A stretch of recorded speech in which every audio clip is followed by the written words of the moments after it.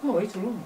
Business in China, and you coming in and you lay down the agenda, you talk, and after you finish, then you start building the relationship after the business.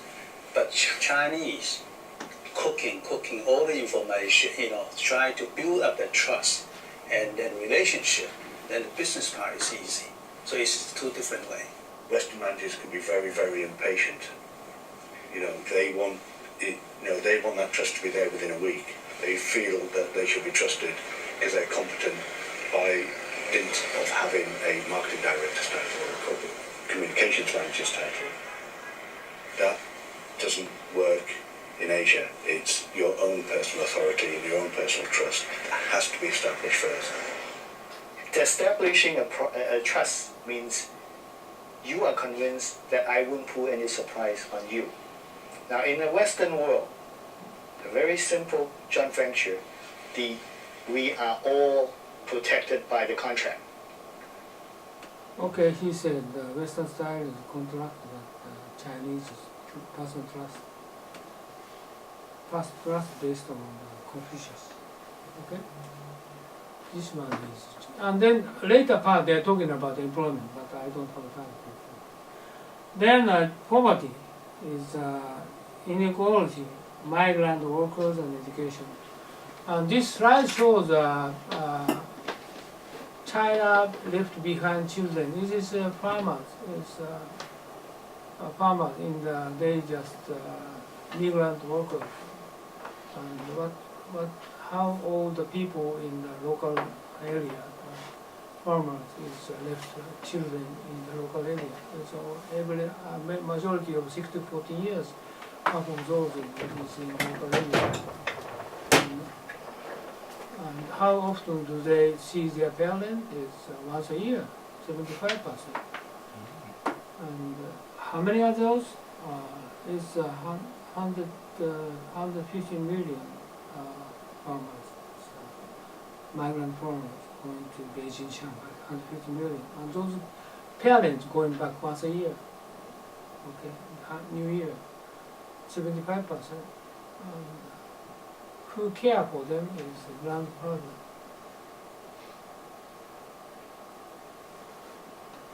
Oh, this one is say 53% live with one parent, means live with mother or live with father. How do their parents feel? They like in something I can't read it. Okay. It's pity they need to live with those people, otherwise we cannot sustain the current family, sort of things they are writing down. And then the video is explaining for Foxconn, the famous Foxconn, Apple HP and factories, how conditions that they're working. Migrant workers. I don't show the video. And then also investment. What's going on the investment? Japanese companies' investment. Investment is getting less year by year. And also this video shows that local government is facing debt issues because actually still they continuing investment for the infrastructure. Lots of money. But they are, the culture, they invest money and keep going even if they don't get money. Sort of things first right, I just explained for this. Maybe you have a look. This is ghost town, they're going to show you. Now for more, I'm joined by Eric Schmidt. He's founder of China and CEO of Event Bank. Thank you for joining us. Thank you. So Eric, as we heard earlier, some of these county-level cities in China still have a large housing inventory on their hands. Help us understand the importance of the housing market to these local governments. Sure. I mean, it's extremely important to make sure that the revenues to local governments, continue. It's a huge revenue boost and major income driver for all the local governments in order to pay the money that's owed for debt, but also fund local services. Now, speaking of the debt, they are facing some debt burdens. So What sort of risks do these debt burdens actually place on China's broader financial system? Sure. I mean, of course, I think people have been talking about this for the last 3 or 4 years as a major concern and a major risk for overall China's economy and how that is going to impact growth going into the future. But like many things that China has done, I mean, they've taken steps to try to mitigate that risk and make sure that it doesn't go south. Going back to the first question, which is how does property play into that?